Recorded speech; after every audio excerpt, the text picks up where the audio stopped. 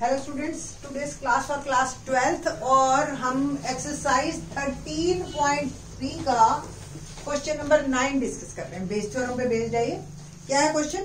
To groups are competing for the position on the board of directors of a corporation. The probability that the first and second group will win. पहले group, ये दो groups हैं और इनके बीच में competition है। इनके winning के चांसेस क्या क्या है? पहले के विन करने के चांसेस 0.6 एंड सेकंड के 0.4 है respectively. Further, if the first group wins, the probability of introducing a new product, पहला ग्रुप अगर विन होता है तो न्यू प्रोडक्ट को लॉन्च करने के चांसेस उसके 0.7 है and corresponding probability is 0.3 if the second group wins. 0.3 chances उनके न्यू प्रोडक्ट लॉन्च करने के ग्रुप के।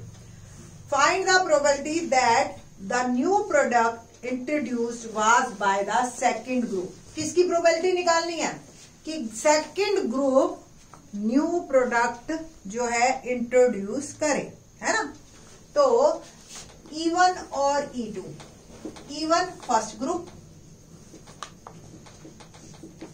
सेकंड ग्रुप कोई भी न्यू प्रोडक्ट कब लॉन्च करेगा? जब वो विन करेगा, है ना? बिना विन किए तो कर नहीं पाएगा। तो प्रोबेबिलिटी ऑफ E1 इज 0.6 और प्रोबेबिलिटी ऑफ E2 इज 0.4। ए है न्यू प्रोडक्ट लॉन्च। अब बिल्कुल 10th बेस्ड क्वेश्चन हो गया आपके पास। A बाय E1 सब दे रखा है कि पहला ग्रुप अगर न्यू प्रोडक्ट, ये फर्स्ट ग्रुप और न्यू प्रोडक्ट लॉन्च, तो फर्स्ट ग्रुप के न्यू प्रोडक्ट लॉन्च के कितने चांसेस है? 0.7। प्रोबेबिलिटी ऑफ सेकंड ग्रुप जो कि न्यू प्रोडक्ट लॉन्च करे, ये है 0.3। अब न्यू प्रोडक्ट लॉन्च हो गया, ये हमें clear. It means new product launch हो चुका है। Now condition is new product. वो E2 ग्रुप करेगा, यानी कि ये जो सेकंड ग्रुप है इसके चांसेस हमने निकालने हैं।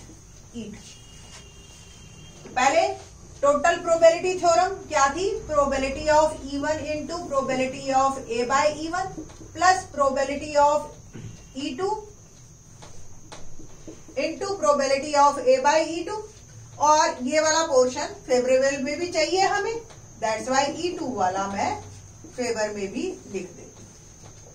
वैल्यूज डालते हैं। क्या है E2 की प्रोबेबिलिटी? E2 इज 0.4 और A बाय E2 0.3। डिनोमिनेटर में पहले प्रोबेबिलिटी ऑफ E1 0.6 इंटू में A बाय E1 0.7 प्लस, और ये वाला पोर्शन एक बार फिर से, तो 0.12 अपॉन 0.42 प्लस 0.12 और इसका हमने सम किया तो ये आ गया 0.54।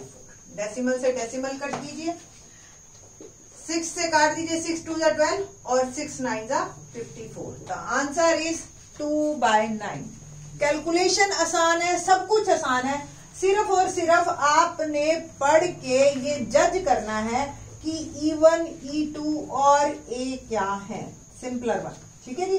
तो आंसर A का 9th का हमारा 2 बाय 9। क्वेश्चन नंबर 10th देखते हैं। क्या है question number 10th? Let's see. Question number 10th में एक डाई है और डाई घेरेंगे तो 6 केसेस आते हैं एक डाई को थ्रो करने पे। क्वेश्चन है, suppose a girl throws a die, if she gets a 5 और 6। एक लड़की है और डाई जब घेरा, ठीक है जी, ये डाई घेर दिया मैंने,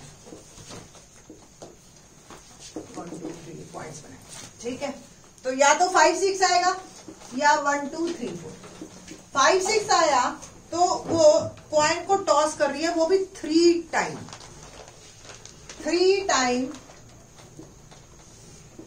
toss a coin.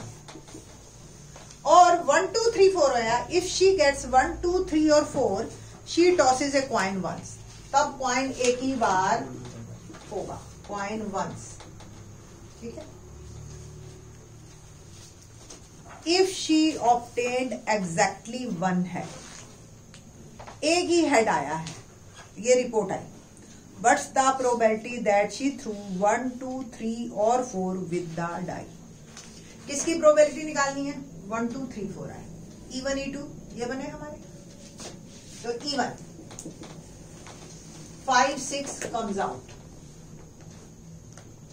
E2 1 2 3 4 comes out। Probability of E1 बिल्कुल 10th का क्वेश्चन है कि एक डाई घेरा 5 6 आने के कितने चांसेस हैं। ठीक है, तो simple we know that total cases 6 हैं, 5 और 6 2 है, प्रोबेबिलिटी हो गई 1/3। E2 4 केसेस, टोटल 6 केसेस है ना, कि एक डाई घेरा तो 1 2 3 4 आने के कितने चांसेस हैं। बिल्कुल 10th के लेवल के क्वेश्चन है ये सारे। 4/6 2/3। नाउ ए कंडीशन क्या है? Exactly 1 head comes, exactly 1 head comes. अब आपका कंडीशनल प्रोबेबिलिटी का पहला क्वेश्चन बना A/E1 क्या कि जब 5 6 आया तो हमें 5 6 से इंटरेस्ट नहीं है, 5 6 वाले केस में इंटरेस्ट है। इट मीन्स उस वक्त 3 कॉइन उछाले। 3 कॉइन जब उछलते हैं तो उसमें एग्जैक्टली 1 हेड कितने केसेस में आता है? पहले तो एक कॉइन अगर 3 टाइम हमने थ्रो किया है या जो है आपका उछाला है तो क्या क्या केस बनेंगे आपको याद है ना? 4H 4T बना देते हैं हम, 2H 2T और 1H 1T। इस तरीके से अगर आप केसेस बनाते हैं तो सारे केसेस कवर हो जाते हैं और कोई रिपीट भी नहीं होता आपका। ठीक है, इनमें देखिए एग्जैक्टली 1 हेड किस किस केस में आया है? तो 1 2 और 3 केसेस में। टोटल केसेस कितने? 8। तो प्रोबेबिलिटी ऑफ A/E1 कि जब 5 6 आया इट मीन्स कॉइन को 3 बार उछाला और एग्जैक्टली 1 हेड आने की प्रोबेबिलिटी दैट इज 3/8। ऐसे सोचना है आप। प्रोबेबिलिटी ऑफ A/E2 जब 1 2 3 4 आया उस वक्त एग्जैक्टली 1 हेड आने की क्या चांसेस हैं? तो जब 1 2 3 4 में से कुछ भी आया तो कॉइन एक ही बार उछलेगा और एक बार कॉइन उछलेगा तो प्रोबेबिलिटी हेड आने की कितनी है? 1/2। Simple. What we have to find? We have to find probability of 1 2 3 4 when a die comes out, है ना। It means probability of E2/A, क्योंकि ये तो अब कंफर्म है कि हेड्स आया है, तो हेड हो गई कंडीशन और E2 की निकाल दिया। पहले टोटल प्रोबेबिलिटी थ्योरम क्या होती है? प्रोबेबिलिटी ऑफ E1 और A/E1 plus probability of E2 into A/E2, है ना। और ये वाला पोर्शन मेरे को फेवर में भी चाहिए तो मैं फेवरेबल में भी ले लेती हूं इसको, है ना। तो बस वैल्यूज पुट करनी है। Probability of E2 2/3, A/E2 1/2, probability of E1 1/3 और ये 3/8 A/E1 प्लस E2 वाली सेम हमने ले ली। काटना है काट दीजिए, क्योंकि एलसीएम तो अभी भी सेम नहीं है हमारा इस वाले केस में, तो जो कटता है काट दीजिए। कुल मिला के बना मेरा ऊपर 1/3 1/8 प्लस 1/3, है ना। ये 1/8 बच गया और यहाँ 1/3। एलसीएम लीजिए, एक बार चेक कर लो कि यहाँ नीचे आ रहा है। 8 और 3 LCM 24, 8 3s are 24, 3 1s are 3, 3 8s are 24, 8 1s are 8, become 11/24। So probability मेरी आई 1/3 इंटू 24/11 और 3 8s are 20, 8/11 is my answer. तो प्रोबेबिलिटी क्या हो गई आपकी? 8/11 आने की। नॉर्मली अगर 10th क्लास का कोई स्टूडेंट होता ना और उसे हम ये क्वेश्चन बोल देते तो पढ़ के वो अल्टीमेटली आंसर 1/2 ही देता, है ना, क्योंकि वो कहता है ठीक है 1 2 3 4 आने की प्रोबेबिलिटी, कॉइन एक बार उछलेगा 1/2, बट ये 1/2 से ज्यादा है चांसेस उसके आने। तो बेस थ्योरम एक्चुअल में आपको ज्यादा एग्जैक्ट पोजीशन पे टाइम जगह देती है। ठीक है जी, तो आई थिंक सो ये आपको क्वेश्चन इजी लगेगा। अब क्वेश्चन नंबर करते हैं ओके, क्वेश्चन नंबर 11 डिस्कस करते हैं। क्या है question number 11? A manufacturer has 3 machine operators A, B and C. The first operator A produces 1% defective item. तो डिफेक्टिव आइटम में जो एक ऑपरेटर है वो 1% उसके डिफेक्टिव आइटम बन जाते हैं, जितने भी 100 में से एक गलत कर बना जाए। Whereas the other 2 operator B and C produces 5% and 7%. ये तो कुछ ज्यादा ही है। ठीक, defective item respectively. A is on the job for 50% of the time. कितना टाइम है? 50%. B is on the job 30% of time. जितना भी टाइम है, सपोज 6 घंटे या 8 घंटे काम करते हैं, तो ए ऑपरेटर 50%, मतलब 8 घंटे में से 4 घंटे यही काम करता है। ये 30% और ये 20% टाइम पे काम करते हैं। ए डिफेक्टिव आइटम इज प्रोड्यूस। एक डिफेक्टिव आइटम मेरे हाथ में आ गया। क्या प्रोबेबिलिटी होगी? इट वॉज प्रोड्यूस्ड बाय ए, कि वो ए ने प्रोड्यूस किया हो, इसकी प्रोबेबिलिटी। नॉर्मल क्वेश्चन तो हम कहते थे हाँ भाई 1%, नहीं, यहाँ पे अब बेस है, क्योंकि ए 50% काम कर रहा है, बी 30%, सी 20%। तो जो जिसकी प्रोबेबिलिटी निकालनी है वो आपके E1, E2, E3 हैं। तो E1 इज ऑपरेटर ए, है ना, operator A. E2 operator B. E3 operator C. Probability of E1, जितना भी टाइम है प्रोड्यूस करने की पहले प्रोबेबिलिटी 50% वो काम कर रहा है, तो ऑब्वियस 50% आइटम भी प्रोड्यूस वही करेगा, तो 50/100, और आप इसको 5/10 लिख लीजिए। Probability of E2 30%, 3/10। Probability of E3 20%, 20/100, 2/10। A condition क्या है? डिफेक्टिव आइटम प्रोड्यूस हो गया।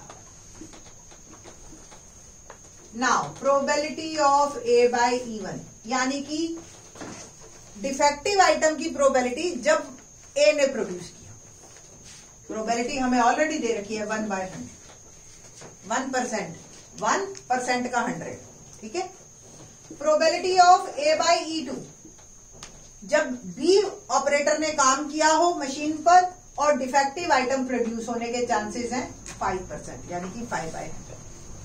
Probability of A by E3, जब सी ऑपरेटर ने काम किया और उसमें डिफेक्टिव आइटम आया आपका 7%, 7/100। डिफेक्टिव आइटम तो आ ही गया, कंफर्म है कि डिफेक्टिव आइटम है, वो ए ऑपरेटर ने किया हो, इसकी हमने प्रोबेबिलिटी निकालनी है E1 bye A. I think so अब 10-11 क्वेश्चन हो गए, आपको ए बाय E1 और E1 बाय ए में डिफरेंस पता चल गया हो। पहला सबसे टोटल प्रोबेबिलिटी थ्योरम, क्या? Probability of E1 into A by E1 plus probability of E2 into probability of A by E2 plus probability of E3 into probability of A by E3। अब favour में कौन से चाहिए? हमें निकालना है कि ए ऑपरेटर यानी कि E1 ने किया हो ये काम, ये निकालना है चांस। ठीक है जी, वैल्यू पुट करते हैं। E1 की प्रोबेबिलिटी 5/10 और ए बाय E1 की 1/100 प्लस 3/10 और ए बाय E2 5/100 प्लस 2/10 इंटू 7/100, और ये वाला हमारी फेवर में भी है फर्स्ट वाला, तो ये हो।